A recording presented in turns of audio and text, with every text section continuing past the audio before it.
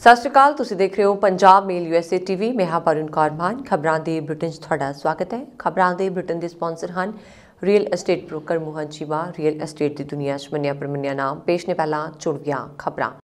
Biden ਨੇ Trump ਦੇ visa ਪਾਬੰਦੀ ਹੁਕਮਾਂ ਨੂੰ ਪਲਟਿਆ। ਟਰੂਡੋ ਤੇ ਬਾਈਡਨ ਵਿਚਾਲੇ ਪਹਿਲੀ ਮੁਲਾਕਾਤ। ਸੈਨੇਟ ਨੇ ਥਾਮਸ ਗ੍ਰੀਨਫੀਲਡ ਦੀ ਯੂਨਾਈਟਿਡ ਨੇਸ਼ਨ ਦੀ ਰਾਜਦੂਤ ਵਜੋਂ ਕੀਤੀ ਪੁਸ਼ਟੀ। Johnson and Johnson the single shot corona vaccine ਹੈ ਪ੍ਰਭਾਵਸ਼ਾਲੀ। FDA। ਬਟਾਲਾ ਤਹਿਸੀਲ ਕੰਪਲੈਕਸ ਦੇ ਦਫ਼ਤਰ ਦੀਆਂ ਕੰਧਾਂ ਤੇ ਖਾਲਿਸਤਾਨੀ ਪੋਸਟਰ। ਅਮਰੀਕਾ ਵਿੱਚ ਲਗਭਗ 1000 ਕੁੜੀਆਂ ਬਣੀਆਂ ਪਹਿਲੀਆਂ ਮਹਿਲਾ ਈਗਲ ਸਕਾਊਟ। ਫੇਸਬੁੱਕ ਨੇ ਮਿਆਂਮਾਰ ਸੈਨਾ ਨਾਲ ਜੁੜੇ ਸਾਰੇ ਖਾਤਿਆਂ ਤੇ ਇਸ਼ਤਿਹਾਰਾਂ ਤੇ ਲਾਈ ਪਾਬੰਦੀ। ਆਸਟ੍ਰੇਲੀਆ ਨੇ ਪਾਸ ਕੀਤਾ ਕਾਨੂੰਨ, ਹੁਣ FB ਅਤੇ ਗੂਗਲ ਖਬਰਾਂ ਲਈ ਕਰਨਗੇ ਭੁਗਤਾਨ। ਸੁਰਾਂ ਦੇ ਸਿਕੰਦਰ ਸਰਦੂਲ ਸਿਕੰਦਰ ਹੁਣਾਂ ਦਾ ਜੱਦੀ ਪਿੰਡ ਖੇੜੀ ਨੌਦ ਸਿੰਘਾਂ ਵਿੱਚ ਕੀਤਾ ਗਿਆ ਅੰਤਿਮ ਸੰਸਕਾਰ। ਦਿੱਲੀ ਦੀ ਇੱਕ ਅਦਾਲਤ ਨੇ ਕਿਸਾਨਾਂ ਦੇ ਅੰਦੋਲਨ ਨਾਲ ਸੰਬੰਧਿਤ ਟੂਲ ਕਿਟ ਸੋਸ਼ਲ ਮੀਡੀਆ ਤੇ ਸਾਂਝੀ ਕਰਨ ਦੇ ਦੋਸ਼ੀ ਸ਼ਾਂਤਨੂ ਮੁਲਕ ਨੂੰ ਗ੍ਰਿਫਤਾਰੀ ਤੋਂ 9 ਮਾਰਚ ਤੱਕ ਲਈ ਵੀਰਵਾਰ ਨੂੰ ਕੀਤੀ ਰਾਹਤ ਪ੍ਰਦਾਨ। ਸਕਾਟਲੈਂਡ ਵਿੱਚ 200 ਸਾਲਾ ਇਤਿਹਾਸਕ ਓਲਡ ਮਿਲ ਇਨ ਹੋਟਲ ਨੂੰ ਲੱਗੀ ਅੱਗ। ਪੇਸ਼ ਨੇ ਹੁਣ ਖਬਰਾਂ ਵਿਸਥਾਰ ਨਾਲ।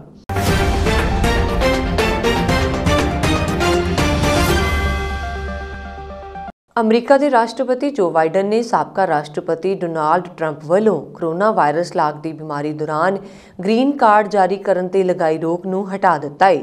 ਵਕੀਲਾਂ ਦਾ ਕਹਿਣਾ ਸੀ ਕਿ ਇਹ ਫੈਸਲਾ ਅਮਰੀਕਾ ਵਿੱਚ ਵੈਧ ਇਮੀਗ੍ਰੇਸ਼ਨ ਨੂੰ ਰੋਕ ਰਿਹਾ ਸੀ। ਅਮਰੀਕੀ ਰਾਸ਼ਟਰਪਤੀ ਦਫ਼ਤਰ ਵਾਈਟ ਹਾਊਸ ਵੱਲੋਂ ਬੁੱਧਵਾਰ ਨੂੰ ਜਾਰੀ ਬਿਆਨ ਵਿੱਚ ਬਾਈਡਨ ਨੇ ਕਿਹਾ ਇਹ ਫੈਸਲਾ ਅਮਰੀਕਾ ਦੇ ਹਿੱਤ ਵਿੱਚ ਨਹੀਂ ਸੀ। ਇਸ ਦੇ ਉਲਟੇ ਅਮਰੀਕੀ ਲੋਕਾਂ ਲਈ ਮੁਸ਼ਕਿਲ ਪੈਦਾ ਕਰਨ ਵਾਲਾ ਫੈਸਲਾ ਸੀ। ਇਸ ਨੇ ਅਮਰੀਕਾ ਦੇ ਨਾਗਰਿਕਾਂ ਅਤੇ ਵੈਧ ਸਥਾਨਕ ਵਸਨੀਕਾਂ ਨੂੰ ਉਹਨਾਂ ਦੇ ਪਰਿਵਾਰਾਂ ਨਾਲ ਮਿਲਣ ਤੋਂ ਰੋਕਿਆ ਅਤੇ ਅਮਰੀਕੀ ਕਾਰੋਬਾਰਾਂ ਨੂੰ ਨੁਕਸਾਨ ਪਹੁੰਚਾਇਆ। ਗੌਰਤਲਬ ਹੈ ਕਿ ਟਰੰਪ ਨੇ ਜੂਨ 2020 ਵਿੱਚ ਇਹ ਕਹਿੰਦੇ ਹੋਏ ਪਾਬੰਦੀਆਂ ਲਗਾ ਦਿੱਤੀਆਂ ਸਨ ਕਿ ਕਰੋਨਾ ਵਾਇਰਸ ਲਾਗ ਦੀ ਬਿਮਾਰੀ ਕਾਰਨ ਭਾਰੀ ਬੇਰੁਜ਼ਗਾਰੀ ਵਿੱਚ ਅਮਰੀਕੀ ਕਰਮਚਾਰੀਆਂ ਦੇ ਹਿੱਤਾਂ ਨੂੰ ਬਚਾਉਣਾ ਜ਼ਰੂਰੀ ਹੈ। ਇਹਨਾਂ ਪਾਬੰਦੀਆਂ ਦੇ ਤਹਿਤ ਅਮਰੀਕੀ ਅਰਥ ਵਿਵਸਥਾ ਨੂੰ ਮੁੜ ਸੁਰਜੀਤ ਕਰਨ ਦੀ ਕੋਸ਼ਿਸ਼ ਦੇ ਤਹਿਤ ਗੈਰ ਪ੍ਰਵਾਸੀ ਵਰਕ ਵੀਜ਼ਾ ਦੀਆਂ ਕੁਝ ਸ਼੍ਰੇਣੀਆਂ ਨੂੰ ਮੁਅੱਤਲ ਕਰ ਦਿੱਤਾ ਸੀ। ਸੂਚੀ ਵਿੱਚ ਉੱਚ ਤਕਨੀਕ ਵਾਲੇ ਉਦਯੋਗਾਂ ਵਿੱਚ ਕੰਮ ਲਈ H-1B ਵੀਜ਼ਾ ਅਤੇ ਘੱਟ ਹੁਨਰ ਵਾਲੇ ਕਾਮਿਆਂ, ਸਿੱਖਿਆਰਥੀਆਂ, ਅਧਿਆਪਕਾਂ ਅਤੇ ਕੰਪਨੀ ਦੇ ਟਰਾਂਸਫਰ ਸੰਬੰਧੀ ਵੀਜ਼ਾ ਸ਼ਾਮਲ ਨੇ। ਬਾਈਡਨ ਨੇ ਅਹੁਦੇ ਦੀ ਸਹੁੰ ਚੁੱਕਣ ਮਗਰੋਂ ਕਈ ਪਾਬੰਦੀਸ਼ੁਦਾ ਉਪਾਅ ਨੂੰ ਸੌਖਾ ਕਰ ਦਿੱਤਾ ਹੈ ਜੋ ਟਰੰਪ ਦੀ ਜ਼ੀਰੋ ਟੋਲਰੈਂਸ ਇਮੀਗ੍ਰੇਸ਼ਨ ਨੀਤੀ ਦਾ ਹਿੱਸਾ ਸਨ। ਕੈਨੇਡਾ ਦੇ ਪ੍ਰਧਾਨ ਮੰਤਰੀ ਜਸਟਿਨ ਟਰੂਡੋ ਤੇ ਅਮਰੀਕਾ ਦੇ ਰਾਸ਼ਟਰਪਤੀ ਜੋ ਬਾਈਡਨ ਵਿਚਕਾਰ ਕੱਲ੍ਹ 2 ਘੰਟੇ ਦੀ ਵਰਚੁਅਲ ਮੀਟਿੰਗ ਹੋਈ, ਜਿਸ ਵਿੱਚ ਦੋਵਾਂ ਦੇਸ਼ਾਂ ਦੇ ਦਰਜਨਾਂ ਦੇ ਕਰੀਬ ਕੈਬਨਿਟ ਮੰਤਰੀ ਵੀ ਸ਼ਾਮਲ ਹੋਏ। ਸਦਭਾਵਨਾ ਦਾ ਪ੍ਰਗਟਾਵਾ ਕਰਦਿਆਂ ਬਾਈਡਨ ਨੇ ਕਿਹਾ ਕਿ ਕੈਨੇਡਾ ਦੁਨੀਆ ਭਰ ਵਿੱਚੋਂ ਅਮਰੀਕਾ ਦਾ ਸਭ ਤੋਂ ਕਰੀਬੀ ਦੋਸਤ ਹੈ। ਉਨ੍ਹਾਂ ਆਖਿਆ ਕਿ ਦੁਨੀਆ ਵਿੱਚ ਮਨੁੱਖੀ ਹੱਕਾਂ ਅਤੇ ਲੋਕਤੰਤਰਕ ਆਜ਼ਾਦੀ ਦੇ ਹੱਕ ਵਿੱਚ ਦੋਵੇਂ ਦੇਸ਼ ਇਕਜੁੱਟਤਾ ਨਾਲ ਖੜਨਗੇ। ਟਰੂਡੋ ਅਤੇ ਕੈਨੇਡਾ ਦੀ ਉਪ ਪ੍ਰਧਾਨ ਮੰਤਰੀ ਕ੍ਰਿਸਟੀਆ ਫੀਲੈਂਡ ਨੇ ਬਾਈਡਨ ਨਾਲ ਉਪ ਰਾਸ਼ਟਰਪਤੀ ਕਮਲਾ ਹੈਰਿਸ ਨੂੰ ਵੀ ਅਮਰੀਕਾ ਵਿੱਚ ਚੋਣ ਜਿੱਤ ਕੇ ਅਹੁਦੇ ਸੰਭਾਲਣ ਦੀ ਵਧਾਈ ਦਿੱਤੀ। ਉਨ੍ਹਾਂ ਨੇ ਕਿਹਾ ਕਿ ਕਮਲਾ ਹੈਰਿਸ ਦੀ ਜਿੱਤ ਨਾਲ ਦੁਨੀਆ ਭਰ ਵਿੱਚ ਔਰਤਾਂ ਦੇ ਮਨਾਂ ਵਿੱਚ ਆਤਮ ਵਿਸ਼ਵਾਸ ਦੀ ਭਾਵਨਾ ਪੈਦਾ ਹੋਈ ਹੈ। ਕਰੋਨਾ ਤੇ ਕਾਬੂ ਪਾਉਣ ਲਈ ਆਪਸੀ ਸਹਿਯੋਗ, ਵਾਤਾਵਰਣ, ਸਰਹੱਦ ਤੇ ਦੁਵੱਲੇ ਵਪਾਰਕ ਮਾਮਲਿਆਂ ਵਿੱਚ ਸਹਿਯੋਗ ਵਧਾਉਣ ਬਾਰੇ ਪਹਿਲ ਦੇ ਆਧਾਰ ਤੇ ਵਿਚਾਰਿਆ ਗਿਆ। ਬਾਈਡਨ ਨੇ ਆਖਿਆ ਕਿ ਕੋਵਿਡ ਤੋਂ ਹਾਲਾਤ ਠੀਕ ਹੋਣ ਮਗਰੋਂ ਟਰੂਡੋ ਨੂੰ ਮਿਲਣ ਲਈ ਆਸਵੰਦ ਨੇ। ਅਮਰੀਕਾ ਦੀ ਸੈਨੇਟ ਨੇ ਮੰਗਲਵਾਰ ਨੂੰ ਰਾਸ਼ਟਰਪਤੀ ਜੋ ਬਾਈਡਨ ਦੁਆਰਾ ਯੂਨਾਈਟਿਡ ਨੇਸ਼ਨਜ਼ ਵਿੱਚ ਅਮਰੀਕਾ ਦੀ ਅਗਵਾਈ ਕਰਨ ਲਈ ਨਾਮਜ਼ਦ ਕੀਤੀ ਗਈ ਲਿੰਡਾ ਥਾਮਸ ਗ੍ਰੀਨਫੀਲਡ ਨੂੰ ਰਾਜਦੂਤ ਦੇ ਅਹੁਦੇ ਲਈ ਮਨਜ਼ੂਰੀ ਦੇ ਦਿੱਤੀ ਹੈ। ਗ੍ਰੀਨਫੀਲਡ ਦੀ ਇਸ ਕੈਬਨਿਟ ਪੱਧਰ ਦੇ ਅਹੁਦੇ ਦੀ ਪੁਸ਼ਟੀ ਪ੍ਰਕਿਰਿਆ ਵਿੱਚ ਸੈਨੇਟਰਾਂ ਦੁਆਰਾ 78 ਵੋਟਾਂ ਪਾਈਆਂ ਗਈਆਂ। ਥਾਮਸ ਗ੍ਰੀਨਫੀਲਡ ਨੇ, ਜਿਸ ਨੇ 35 ਸਾਲ ਵਿਦੇਸ਼ੀ ਸੇਵਾ ਵਿੱਚ ਕੰਮ ਕੀਤਾ ਹੈ ਅਤੇ ਟਰੰਪ ਪ੍ਰਸ਼ਾਸਨ ਦੌਰਾਨ ਅਸਤੀਫਾ ਦੇਣ ਵਾਲੀ ਇਹ ਮਹਿਲਾ ਇਸ ਨੌਕਰੀ ਨੂੰ ਪ੍ਰਾਪਤ ਕਰਨ ਵਾਲੀ ਦੂਜੀ ਅਫਰੀਕੀ ਅਮਰੀਕੀ ਔਰਤ ਹੋਵੇਗੀ। ਗ੍ਰੀਨਫੀਲਡ ਦੀ ਪੁਸ਼ਟੀ ਪ੍ਰਕਿਰਿਆ ਵਿੱਚ ਬਹੁਤ ਸਾਰੇ ਰਿਪਬਲਿਕਨਾਂ ਦੁਆਰਾ ਉਸਦੇ ਚੀਨ ਪ੍ਰਤੀ ਨਰਮ ਕਹਿ ਕੇ ਵਿਰੋਧ ਕੀਤਾ ਗਿਆ ਅਤੇ ਰਿਪਬਲਿਕਨ ਸੈਨੇਟਰਾਂ ਦੁਆਰਾ ਗ੍ਰੀਨਫੀਲਡ ਦਾ ਅਮਰੀਕਾ ਦੇ ਸਿਧਾਂਤਾਂ ਲਈ ਨਾ ਖੜੇ ਹੋਣ ਦਾ ਵੀ ਖਦਸ਼ਾ ਪ੍ਰਗਟ ਕੀਤਾ ਗਿਆ। ਜਦਕਿ ਗ੍ਰੀਨਫੀਲਡ ਨੇ ਆਪਣੀ ਪੁਸ਼ਟੀਕਰਨ ਸੁਣਵਾਈ ਦੌਰਾਨ ਇਹਨਾਂ ਸਾਰੀਆਂ ਗੱਲਾਂ ਨੂੰ ਰੱਦ ਕਰ ਦਿੱਤਾ। ਗ੍ਰੀਨਫੀਲਡ ਨੇ ਸੈਨੇਟਰਾਂ ਨੂੰ ਦੱਸਿਆ ਕਿ ਚੀਨ ਇੱਕ ਰਣਨੀਤਿਕ ਵਿਰੋਧੀ ਹੈ ਅਤੇ ਉਸ ਦੀਆਂ ਕਾਰਵਾਈਆਂ ਦੇਸ਼ ਦੀ ਸੁਰੱਖਿਆ ਨੂੰ ਖਤਰੇ ਵਿੱਚ ਪਾਉਣ ਦੇ ਨਾਲ ਕਦਰਾਂ ਕੀਮਤਾਂ ਨੂੰ ਵੀ ਖਤਰੇ ਵਿੱਚ ਪਾਉਂਦੀਆਂ ਨੇ। ਉਸਨੇ ਸਪਸ਼ਟ ਕੀਤਾ ਕਿ ਬਾਈਡਨ ਪ੍ਰਸ਼ਾਸਨ ਦੇ ਤਹਿਤ ਅੰਤਰਰਾਸ਼ਟਰੀ ਪੱਧਰ ਤੇ ਦੁਬਾਰਾ ਸ਼ਮੂਲੀਅਤ ਕਰਨ ਅਤੇ ਅਮਰੀਕੀ ਕਦਰਾਂ ਕੀਮਤਾਂ ਨੂੰ ਉਤਸ਼ਾਹਿਤ ਕਰਨ ਲਈ ਇੱਕ ਤਬਦੀਲੀ ਆਵੇਗੀ। ਹਲਕਾ ਖੰਨਾ ਦੇ ਪਿੰਡ ਚਕੋਹੀ ਦੇ ਨੌਜਵਾਨ ਗੁਰਪ੍ਰੀਤ ਸਿੰਘ ਪੱਪੀ ਪੁੱਤਰ ਜਸਵੰਤ ਸਿੰਘ ਦੀ ਅਮਰੀਕਾ ਦੇ ਸੈਕਰਾਮੈਂਟੋ 'ਚ ਗੋਲੀ ਮਾਰ ਕੇ ਹੱਤਿਆ ਕਰ ਦਿੱਤੀ ਗਈ। ਮਿਲੀ ਜਾਣਕਾਰੀ ਅਨੁਸਾਰ ਗੁਰਪ੍ਰੀਤ ਸਿੰਘ 7-11 ਨਾਮਕ ਸਟੋਰ ਵਿੱਚ ਕੰਮ ਕਰਦਾ ਸੀ ਤੇ ਕੰਮ ਤੇ ਹੀ ਹੋਈ ਝੜਪ ਵਿੱਚ ਉਸ ਨੂੰ ਗੋਲੀ ਮਾਰ ਦਿੱਤੀ ਗਈ। ਗੋਲੀ ਲੱਗਣ ਕਾਰਨ ਗੁਰਪ੍ਰੀਤ ਸਿੰਘ ਦੀ ਮੌਤ ਹੋ ਗਈ। ਗੁਰਪ੍ਰੀਤ ਦੇ ਜਾਣਕਾਰ ਸੂਤਰਾਂ ਮੁਤਾਬਕ ਗੁਰਪ੍ਰੀਤ ਸਿੰਘ ਮਹਿਜ 2 ਸਾਲ ਪਹਿਲਾਂ ਹੀ ਰੋਜ਼ੀ ਰੋਟੀ ਕਮਾਉਣ ਲਈ ਅਮਰੀਕਾ ਗਿਆ ਸੀ, ਜਿੱਥੇ ਉਹ 7-11 ਨਾਮਕ ਸਟੋਰ ਤੇ ਨੌਕਰੀ ਕਰ ਰਿਹਾ ਸੀ। ਇਸ ਦੌਰਾਨ ਹੋਏ ਝਗੜੇ ਵਿੱਚ ਗੁਰਪ੍ਰੀਤ ਸਿੰਘ ਦਾ ਕਤਲ ਕਰ ਦਿੱਤਾ ਗਿਆ। ਗੁਰਪ੍ਰੀਤ ਦੇ ਕਤਲ ਸੂਚਨਾ ਤੋਂ ਬਾਅਦ ਪਿੰਡ ਵਿੱਚ ਸੋਗ ਦੀ ਲਹਿਰ ਹੈ। ਕੈਲੀਫੋਰਨੀਆ ਦੇ ਸੈਕਰਾਮੈਂਟੋ ਸ਼ਹਿਰ ਦੇ 7-11 ਸਟੋਰ ਤੇ ਪੰਜਾਬੀ ਕੈਸ਼ੀਅਰ ਦੀ ਲੁੱਟ-ਖੋਹ ਦੌਰਾਨ ਹੋਈ ਮੌਤ ਤੋਂ ਬਾਅਦ ਸੈਕਰਾਮੈਂਟੋ ਪੁਲਿਸ ਨੇ ਦੋਸ਼ੀਆਂ ਤੱਕ ਪੁੱਜਣ ਲਈ ਲੋਕਾਂ ਨੂੰ ਮਦਦ ਕਰਨ ਦੀ ਅਪੀਲ ਕੀਤੀ ਹੈ। ਅਮਰੀਕਾ ਵਿੱਚ ਕੋਰੋਨਾ ਵਾਇਰਸ ਮਹਾਮਾਰੀ ਨੂੰ ਕਾਬੂ ਕਰਨ ਲਈ ਸ਼ੁਰੂ ਕੀਤੀ ਟੀਕਾਕਰਨ ਮੁਹਿੰਮ ਵਿੱਚ vaccine company Johnson and Johnson ਅਤੇ ਅਮਰੀਕੀ ਸੰਸਥਾ ਫੂਡ ਐਂਡ ਡਰੱਗ ਐਡਮਿਨਿਸਟ੍ਰੇਸ਼ਨ ਨੇ ਬੁੱਧਵਾਰ ਨੂੰ ਕੰਪਨੀ ਦੀ ਸਿੰਗਲ ਸ਼ਾਟ ਕੋਵਿਡ-19 ਵੈਕਸੀਨ ਬਾਰੇ ਇੱਕ ਵਿਸਤ੍ਰਿਤ ਵਿਸ਼ਲੇਸ਼ਣ ਜਾਰੀ ਕੀਤਾ, ਜਿਸ ਦੇ ਸੰਬੰਧ ਵਿੱਚ FDA ਅਨੁਸਾਰ ਇਹ ਟੀਕਾ ਸੰਕਟਕਾਲੀ ਵਰਤੋਂ ਦੀ ਅਧਿਕਾਰਤ ਸਮੀਖਿਆ ਪ੍ਰਕਿਰਿਆ ਦੀਆਂ ਜ਼ਰੂਰਤਾਂ ਨੂੰ ਪੂਰਾ ਕਰਦਾ ਹੈ। ਇਸ ਕੰਪਨੀ ਦਾ ਟੀਕਾ ਫਿਲਹਾਲ ਸ਼ੁੱਕਰਵਾਰ ਜਾਂ ਇਸ ਦੇ ਬਾਅਦ ਤੱਕ ਅਧਿਕਾਰਤ ਨਹੀਂ ਹੋਵੇਗਾ। ਇਸ ਟੀਕੇ ਲਈ ਸ਼ੁੱਕਰਵਾਰ ਨੂੰ ਇੱਕ ਜਨਤਕ ਸੁਣਵਾਈ ਹੋਵੇਗੀ। ਇਸ ਵਿੱਚ FDA ਦੀ ਸੁਤੰਤਰ ਸਲਾਹਕਾਰ ਕਮੇਟੀ ਇਸ ਦੇ ਵਿਰੁੱਧ ਜਾਂ ਇਸ ਨੂੰ ਅਧਿਕਾਰਤ ਕਰਨ ਲਈ ਸਿਫਾਰਿਸ਼ ਕਰੇਗੀ, ਜਿਸ ਉਪਰੰਤ FDA ਸ਼ੁੱਕਰਵਾਰ ਨੂੰ ਜਲਦੀ ਤੋਂ ਜਲਦੀ ਆਪਣਾ ਫੈਸਲਾ ਲੈ ਸਕਦਾ ਹੈ। ਜੇਕਰ ਇਸ ਕੰਪਨੀ ਦਾ ਟੀਕਾ ਅਧਿਕਾਰਤ ਹੁੰਦਾ ਹੈ ਤਾਂ ਜੌਨਸਨ ਐਂਡ ਜੌਨਸਨ ਦੀਆਂ ਮਾਰਚ ਤੱਕ 20 ਮਿਲੀਅਨ ਅਤੇ ਜੂਨ ਦੇ ਅੰਤ ਤੱਕ 100 ਮਿਲੀਅਨ ਖੁਰਾਕਾਂ ਪ੍ਰਾਪਤ ਹੋ ਸਕਦੀਆਂ ਨੇ। ਸੰਸਥਾ ਅਨੁਸਾਰ ਇਸ ਟੀਕੇ ਸੰਬੰਧੀ ਜਾਰੀ ਕੀਤਾ ਗਿਆ ਅੰਕੜਾ ਦਰਸਾਉਂਦਾ ਹੈ ਕਿ ਸਿੰਗਲ ਸ਼ਾਟ ਟੀਕਾ ਵਾਇਰਸ ਦੇ ਸਾਰੇ ਰੂਪਾਂ ਵਿਰੁੱਧ ਕੰਮ ਕਰਦਾ ਹੈ। ਆਪਣੇ ਪਰਿਵਾਰਾਂ ਨੂੰ ਆਰਥਿਕ ਮੰਦਹਾਲੀ ਚੋਂ ਕੱਢਣ ਲਈ ਆਪਣੇ ਘਰ, ਜ਼ਮੀਨ, ਗਹਿਣੇ ਧਾਰ ਖਾੜੀ ਮੁਲਕਾਂ 'ਚ ਮਜ਼ਦੂਰੀ ਕਰਨ ਗਏ ਲੋਕਾਂ ਦੀ ਹਰ ਮੁਸ਼ਕਲ ਘੜੀ ਵਿੱਚ ਰਹਿਬਰ ਬਣ ਸੇਵਾ ਰੂਪੀ ਮਦਦ ਕਰਨ ਵਾਲੇ ਦੁਬਈ ਦੇ ਉੱਘੇ ਕਾਰੋਬਾਰੀ ਅਤੇ ਸਰਬੱਤ ਦਾ ਭਲਾ ਟਰੱਸਟ ਚੈਰੀਟੇਬਲ ਟਰੱਸਟ ਦੇ ਸਰਪ੍ਰਸਤ ਡਾਕਟਰ SP ਸਿੰਘ ਓਬਰਾਏ ਦੇ ਵੱਡੇ ਯਤਨਾਂ ਸਦਕਾ ਜਲੰਧਰ ਸ਼ਹਿਰ ਨਾਲ ਸੰਬੰਧਿਤ 37 ਸਾਲਾ ਬਲਜੀਤ ਸਿੰਘ ਪੁੱਤਰ ਮੋਹਨ ਸਿੰਘ ਦਾ ਮ੍ਰਿਤਕ ਸਰੀਰ ਅੱਜ ਦੁਬਈ ਤੋਂ ਸ੍ਰੀ ਗੁਰੂ ਰਾਮਦਾਸ ਅੰਤਰਰਾਸ਼ਟਰੀ ਹਵਾਈ ਅੱਡਾ ਅੰਮ੍ਰਿਤਸਰ ਵਿਖੇ ਪੁੱਜਿਆ। ਇਸ ਸੰਬੰਧੀ ਜਾਣਕਾਰੀ ਸਾਂਝੀ ਕਰਦਿਆਂ ਸਰਬੱਤ ਦਾ ਭਲਾ ਚੈਰੀਟੇਬਲ ਟਰੱਸਟ ਦੇ ਬਾਨੀ ਡਾਕਟਰ SP ਸਿੰਘ ਓਬਰਾਏ ਨੇ ਦੱਸਿਆ ਕਿ ਬਲਜੀਤ ਸਿੰਘ ਕਰੀਬ 5 ਸਾਲ ਪਹਿਲਾਂ ਆਪਣੇ ਪਰਿਵਾਰ ਦੇ ਆਰਥਿਕ ਹਾਲਾਤਾਂ ਨੂੰ ਸੁਧਾਰਨ ਦੀ ਕੋਸ਼ਿਸ਼ ਵਿੱਚ ਦੁਬਈ ਮਿਹਨਤ ਮਜ਼ਦੂਰੀ ਕਰਨ ਲਈ ਗਿਆ ਸੀ ਕਿ ਬੀਤੀ 29 ਜਨਵਰੀ ਨੂੰ ਅਚਾਨਕ ਦਿਲ ਦਾ ਦੌਰਾ ਪੈਣ ਕਾਰਨ ਉਸ ਦੀ ਮੌਤ ਹੋ ਗਈ। ਉਹਨਾਂ ਨੇ ਦੱਸਿਆ ਕਿ ਮ੍ਰਿਤਕ ਦੇ ਪਰਿਵਾਰ ਨੇ ਸੋਸ਼ਲ ਮੀਡੀਆ ਰਾਹੀਂ ਉਹਨਾਂ ਨਾਲ ਸੰਪਰਕ ਕੀਤਾ ਤਾਂ ਉਹਨਾਂ ਨੇ ਸਾਰੀ ਜਾਣਕਾਰੀ ਇਕੱਤਰ ਕਰਨ ਉਪਰੰਤ ਤੁਰੰਤ ਲੋੜੀਂਦੀ ਸਾਰੀ ਕਾਗਜ਼ੀ ਕਾਰਵਾਈ ਮੁਕੰਮਲ ਕਰਵਾ ਕੇ ਭਾਰਤੀ ਦੂਤਵਾਸ ਦੇ ਵੱਡੇ ਸਹਿਯੋਗ ਸਦਕਾ ਅੱਜ ਬਲਜੀਤ ਸਿੰਘ ਦਾ ਮ੍ਰਿਤਕ ਸਰੀਰ ਲਿਆ ਕੇ ਟਰੱਸਟ ਦੀ ਅੰਮ੍ਰਿਤਸਰ ਇਕਾਈ ਦੇ ਪ੍ਰਧਾਨ ਸੁਖਜਿੰਦਰ ਸਿੰਘ, ਹੇਰ ਜਨਰਲ ਸਕੱਤਰ ਮਨਪ੍ਰੀਤ ਸਿੰਘ ਸੰਧੂ, ਵਿੱਤ ਸਕੱਤਰ ਨਵਜੀਤ ਸਿੰਘ ਕਈ ਅਤੇ ਮੀਤ ਪ੍ਰਧਾਨ ਸ਼ਿਸ਼ਪਾਲ ਸਿੰਘ ਲਾਡੀ ਦੀ ਮੌਜੂਦਗੀ ਵਿੱਚ ਹਵਾਈ ਅੱਡੇ ਤੇ ਪ੍ਰਾਪਤ ਕਰਕੇ ਪਰਿਵਾਰ ਨੂੰ ਸੌਂਪ ਦਿੱਤਾ। ਉਹਨਾਂ ਨੇ ਵੀ ਦੱਸਿਆ ਕਿ ਇਸ ਮ੍ਰਿਤਕ ਦੇਹ ਨੂੰ ਭਾਰਤ ਭੇਜਣ ਦਾ ਖਰਚਾ ਭਾਰਤੀ ਦੂਤਵਾਸ ਵੱਲੋਂ ਕੀਤਾ ਗਿਆ ਹੈ, ਜਦਕਿ ਮ੍ਰਿਤਕ ਦੀ ਪਤਨੀ ਜੋ ਕਿ ਮ੍ਰਿਤਕ ਦੇ ਨਾਲ ਅੱਜ ਹੀ ਦੁਬਈ ਤੋਂ ਭਾਰਤ ਆਈ ਹੈ, ਉਸ ਦੀ ਟਿਕਟ ਦਾ ਖਰਚਾ ਸਰਬੱਤ ਦਾ ਭਲਾ ਚੈਰੀਟੇਬਲ ਟਰੱਸਟ ਵੱਲੋਂ ਕੀਤਾ ਗਿਆ। ਡਾਕਟਰ ਓਬਰਾਏ ਨੇ ਦੱਸਿਆ ਕਿ ਉਹ ਹੁਣ ਤੱਕ 218 ਬਦਨਸੀਬ ਲੋਕਾਂ ਦੇ ਮ੍ਰਿਤਕ ਸਰੀਰ ਵਾਰਸਾਂ ਤੱਕ ਪਹੁੰਚਾ ਚੁੱਕੇ ਨੇ। ਉਹਨਾਂ ਮਾਪਿਆਂ ਨੂੰ ਅਪੀਲ ਕਰਦਿਆਂ ਕਿਹਾ ਕਿ ਉਹ ਪੂਰੀ ਤਰ੍ਹਾਂ ਜਾਂਚ ਪੜਤਾਲ ਕਰਨ ਉਪਰੰਤ ਹੀ ਆਪਣੇ ਬੱਚਿਆਂ ਨੂੰ ਵਿਦੇਸ਼ਾਂ ਅੰਦਰ ਭੇਜਣ। ਹਵਾਈ ਅੱਡੇ ਤੇ ਦੁਬਈ ਤੋਂ ਪਹੁੰਚੀ ਮ੍ਰਿਤਕ ਦੀ ਪਤਨੀ ਸੁਨੀਤਾ ਤੋਂ ਇਲਾਵਾ ਮ੍ਰਿਤਕ ਦੇ ਭਰਾ ਸਰਬਜੀਤ ਸਿੰਘ, ਸੰਦੀਪ ਸਿੰਘ, ਚਾਚਾ ਦਵਿੰਦਰ ਸਿੰਘ, ਜੀਜਾ ਸਤਨਾਮ ਕੁਮਾਰ ਆਦਿ ਬਲਜੀਤ ਦੀ ਮ੍ਰਿਤਕ ਦੇ ਲੈ ਕੇ ਆਉਣ ਤੇ ਡਾਕਟਰ SP ਸਿੰਘ ਓਬਰਾਏ ਦਾ ਤਹਿ ਦਿਲੋਂ ਸ਼ੁਕਰਾਨਾ ਕਰਦਿਆਂ ਦੱਸਿਆ ਕਿ ਮ੍ਰਿਤਕ ਸਰੀਰ ਭਾਰਤ ਲੈ ਕੇ ਆਉਣ ਉਹਨਾਂ ਦੇ ਵੱਸ ਦੀ ਹੀ ਗੱਲ ਨਹੀਂ ਸੀ। ਉਹਨਾਂ ਨੇ ਕਿਹਾ ਕਿ ਡਾਕਟਰ ਓਬਰਾਏ ਦੀ ਬਦੌਲਤ ਹੀ ਬਲਜੀਤ ਦੇ ਬਜ਼ੁਰਗ ਮਾਪਿਆਂ, ਛੋਟੇ-ਛੋਟੇ ਬੱਚਿਆਂ ਤੇ ਹੋਰ ਰਿਸ਼ਤੇਦਾਰਾਂ ਨੂੰ ਉਸਦੇ ਅੰਤਮ ਦਰਸ਼ਨ ਕਰਨੇ ਨਸੀਬ ਹੋਏ। ਜ਼ਿਕਰਯੋਗ ਹੈ ਕਿ ਇਸ ਮ੍ਰਿਤਕ ਦੇਹ ਨੂੰ ਭਾਰਤ ਭੇਜਣ ਲਈ ਡਾਕਟਰ SP ਓਬਰਾਏ ਨੇ ਨਿੱਜੀ ਸਕੱਤਰ ਬਲਦੀਪ ਸਿੰਘ ਚਾਹਲ ਨੇ ਵੀ ਵਿਸ਼ੇਸ਼ ਭੂਮਿਕਾ ਨਿਭਾਈ ਹੈ। ਜੌਨਸਨ ਐਂਡ ਜੌਨਸਨ ਦੀ ਇੱਕ ਹੀ ਖੁਰਾਕ ਵਾਲੇ ਕੋਵਿਡ-19 ਦੇ ਟੀਕੇ ਤੇ ਫੂਡ ਐਂਡ ਡਰੱਗ ਐਡਮਿਨਿਸਟ੍ਰੇਸ਼ਨ ਦੇ ਸੁਤੰਤਰ ਸਲਾਹਕਾਰ ਸ਼ੁੱਕਰਵਾਰ ਨੂੰ ਚਰਚਾ ਕਰਨ ਵਾਲੇ ਨੇ, ਜਿਸ ਦੇ ਆਧਾਰ ਤੇ ਇਸ ਦੀ ਵਰਤੋਂ ਦੀ ਕੁਝ ਦਿਨਾਂ ਦੇ ਅੰਦਰ ਆਗਿਆ ਦਿੱਤੀ ਜਾ ਸਕਦੀ ਹੈ। FDA ਦੇ ਵਿਗਿਆਨੀਆਂ ਨੇ ਇਸ ਗੱਲ ਦੀ ਪੁਸ਼ਟੀ ਕੀਤੀ ਹੈ ਕਿ ਇਹ ਟੀਕਾ ਕੋਵਿਡ-19 ਰਾਹੀਂ ਗੰਭੀਰ ਪੱਧਰ ਦੇ ਇਨਫੈਕਸ਼ਨ ਨੂੰ ਰੋਕਣ ਲਈ ਕਰੀਬ 66% ਪ੍ਰਭਾਵੀ ਸਮਰੱਥਾ ਰੱਖਦਾ ਹੈ। FDA ਨੇ ਕਿਹਾ ਹੈ ਕਿ ਜੌਨਸਨ ਐਂਡ ਜੌਨਸਨ ਇਸ ਟੀਕੇ ਦੀਆਂ 2 ਖੁਰਾਕਾਂ ਦੀ ਥਾਂ ਸਿਰਫ ਇੱਕ ਖੁਰਾਕ ਦੀ ਹੀ ਲੋੜ ਹੋਵੇਗੀ ਅਤੇ ਵਰਤੋਂ ਲਈ ਸੁਰੱਖਿਅਤ ਹੈ। FDA ਅਮਰੀਕਾ ਲਈ ਤੀਸਰੇ ਟੀਕੇ ਦੀ ਆਗਿਆ ਦੇਣ ਤੋਂ ਸਿਰਫ ਇੱਕ ਕਦਮ ਦੂਰ ਹੈ। ਸ਼ੁੱਕਰਵਾਰ ਨੂੰ ਏਜੰਸੀ ਦੇ ਸੁਤੰਤਰ ਸਲਾਹਕਾਰ ਇਸ ਦੇ ਬਾਰੇ ਚਰਚਾ ਕਰਨਗੇ ਕਿ ਕਿਸ ਟੀਕੇ ਦੀ ਆਗਿਆ ਦੇਣ ਲਈ ਸਪਲਾਈ ਪੂਰੀ ਉਪਲਬਧ ਹੈ। ਉਸ ਸਲਾਹ ਦੇ ਆਧਾਰ ਤੇ FDA ਵੱਲੋਂ ਕੁਝ ਦਿਨਾਂ ਦੇ ਅੰਦਰ ਇੱਕ ਅੰਤਮ ਫੈਸਲਾ ਕਰਨ ਦੀ ਉਮੀਦ ਹੈ। ਅਮਰੀਕਾ ਵਿੱਚ ਹੁਣ ਤੱਕ ਕਰੀਬ 4.45 ਕਰੋੜ ਲੋਕਾਂ ਨੂੰ ਫਾਈਜ਼ਰ ਜਾਂ ਮੋਡਰਨਾ ਵੱਲੋਂ ਨਿਰਮਿਤ ਟੀਕਿਆਂ ਦੀਆਂ ਘੱਟੋ-ਘੱਟ ਇੱਕ ਖੁਰਾਕ ਲੱਗੀ ਹੈ। ਉੱਥੇ 2 ਕਰੋੜ ਲੋਕਾਂ ਨੂੰ ਦੂਜੀ ਖੁਰਾਕ ਮਿਲ ਚੁੱਕੀ ਹੈ। ਬਟਾਲਾ ਵਿੱਚ ਤਹਿਸੀਲ ਕੰਪਲੈਕਸ ਦੀਆਂ ਕੰਧਾਂ ਤੇ ਖਾਲਿਸਤਾਨ ਪੋਸਟਰ ਚਿਪਕੇ ਦੇਖਣ ਦਾ ਮਾਮਲਾ ਸਾਹਮਣੇ ਆਇਆ ਹੈ। ਇਹਨਾਂ ਪੋਸਟਰਾਂ ਤੇ ਦੇਸ਼ ਖਾਲਿਸਤਾਨ ਅਤੇ ਦੇਸ਼ ਪੰਜਾਬ ਖਾਲਿਸਤਾਨ ਲਿਖਿਆ ਹੋਣ ਦੇ ਨਾਲ-ਨਾਲ ਉਰਦੂ ਭਾਸ਼ਾ ਵਿੱਚ ਕਈ ਲਾਈਨਾਂ ਲਿਖੀਆਂ ਹੋਈਆਂ ਨੇ ਅਤੇ ਜਗ੍ਹਾ-ਜਗ੍ਹਾ ਅਜਿਹੇ ਪੋਸਟਰ ਲੱਗੇ ਦੇਖਣ ਤੋਂ ਬਾਅਦ ਬਟਾਲਾ ਦੇ ਲੋਕਾਂ ਵਿੱਚ ਕਾਫੀ ਡਰ ਪਾਇਆ ਜਾ ਰਿਹਾ ਹੈ। ਉੱਥੇ ਕਿਸਾਨਾਂ ਦੇ ਅੰਦੋਲਨ ਦੀ ਆੜ ਵਿੱਚ ਕੁਝ ਸ਼ਰਾਰਤੀ ਤੱਤ ਪੰਜਾਬ ਦਾ ਮਾਹੌਲ ਖਰਾਬ ਕਰਨ ਵਿੱਚ ਕੋਈ ਕਸਰ ਨਹੀਂ ਛੱਡ ਰਹੇ।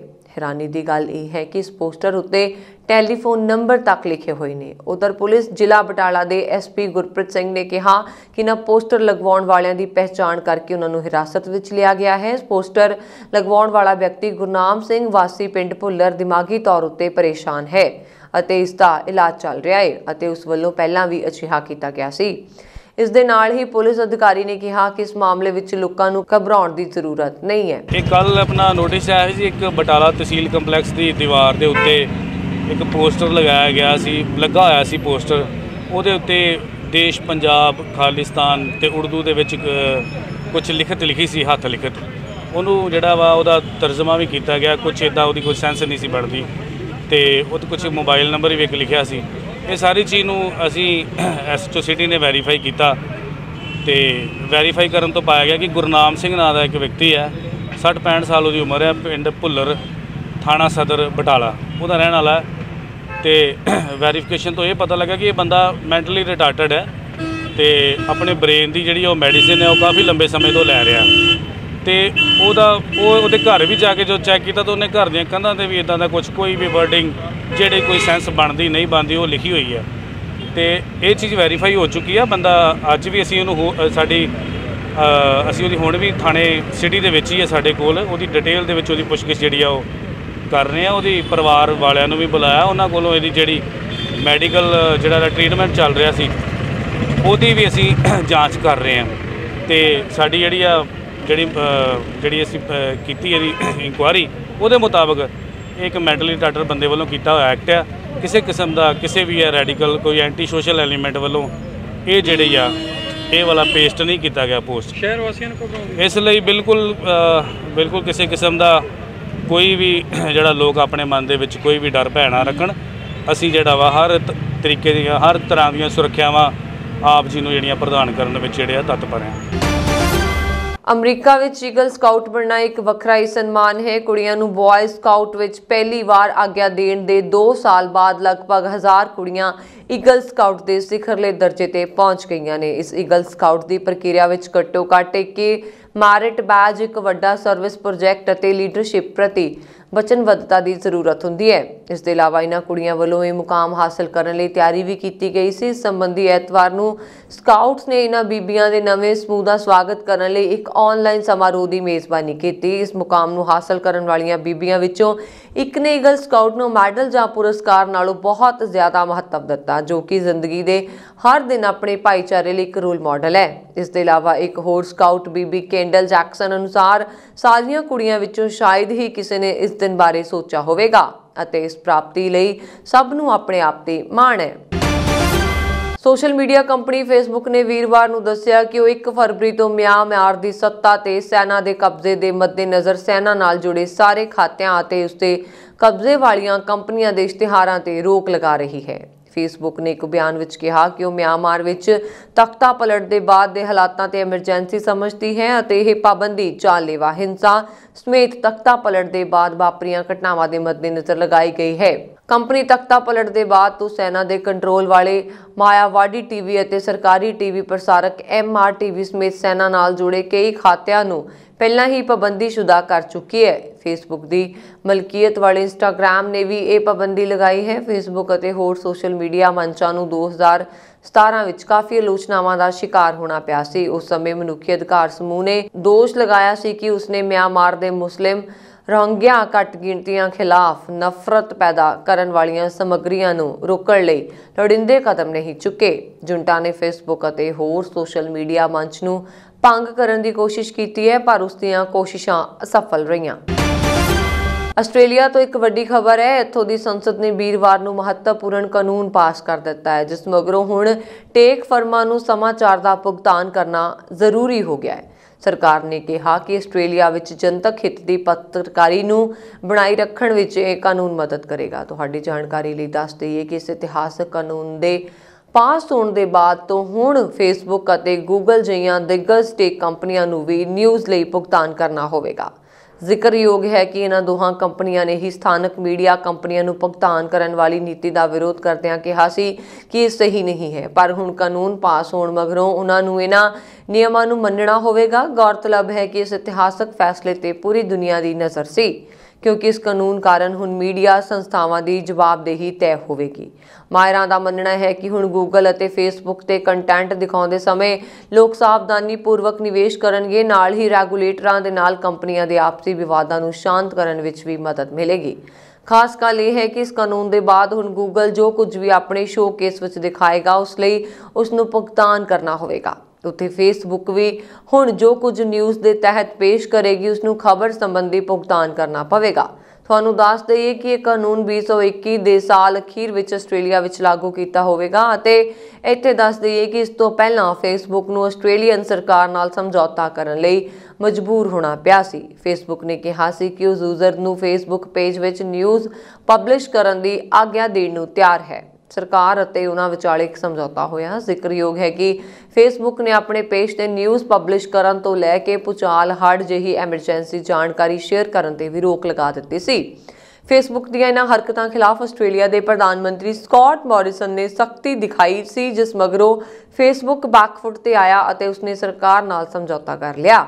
ਇਸ ਬਾਰੇ ਇੱਕ ਬਿਆਨ ਜਾਰੀ ਕਰਦੇ ਹੋਏ ਫੇਸਬੁੱਕ ਨੇ ਕਿਹਾ ਕਿ ਅਸੀਂ ਆਸਟ੍ਰੇਲੀਅਨ ਸਰਕਾਰ ਨਾਲ ਇੱਕ ਸਮਝੌਤੇ ਤੇ ਸਹਿਮਤ ਹੋ ਗਏ ਹਾਂ। ਹੁਣ ਪਾਬੰਦੀ ਹਟਾ ਲਈ ਗਈ ਹੈ। ਅਸੀਂ ਅਜਿਹੇ ਫਰੇਮਵਰਕ ਦਾ ਸਮਰਥਨ ਕਰਨ ਦਾ ਫੈਸਲਾ ਲਿਆ ਹੈ ਜੋ ਆਨਲਾਈਨ ਪਲੇਟਫਾਰਮ ਅਤੇ ਪ੍ਰਕਾਸ਼ਨ ਵਿੱਚ ਨਵੀਨਤਾ ਅਤੇ ਸਹਿਯੋਗ ਨੂੰ ਵਧਾਉਂਦਾ ਹੋਵੇ।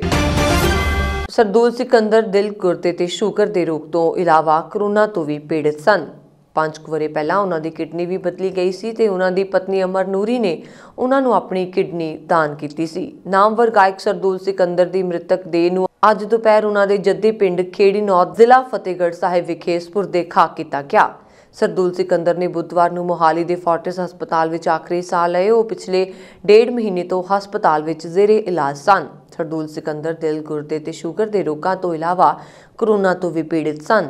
5 ਵਰ੍ਹੇ ਪਹਿਲਾਂ ਉਹਨਾਂ ਦੀ ਪਤਨੀ ਨੇ ਉਹਨਾਂ ਨੂੰ ਕਿਡਨੀ ਦਿੱਤੀ ਸੀ। ਅਮਰ ਨੂਰੀ ਨੇ ਆਪਣੀ ਕਿਡਨੀ ਉਹਨਾਂ ਨੂੰ ਦਾਨ ਕੀਤੀ ਸੀ। 15 ਜਨਵਰੀ 1961 ਨੂੰ ਪਿੰਡ ਖੇੜੀ ਨੌਤ ਸਿੰਘ ਵਿੱਚ ਉੱਗੇ ਤਬਲਾ ਵਾਦਕ ਸਾਗਰ ਮਸਤਾਨਾ ਦੇ ਘਰ ਜਨਮੇ ਸਰਦੂਲ ਨੂੰ ਗਾਇਕੀ ਵਿਰਾਸਤ ਵਿੱਚੋਂ ਮਿਲੀ। ਉਸ ਦੇ ਪੁਰਖੇ ਪਟਿਆਲਾ ਦੇ ਸੰਗੀਤ ਘਰਾਣੇ ਨਾਲ ਸੰਬੰਧਿਤ ਸਨ।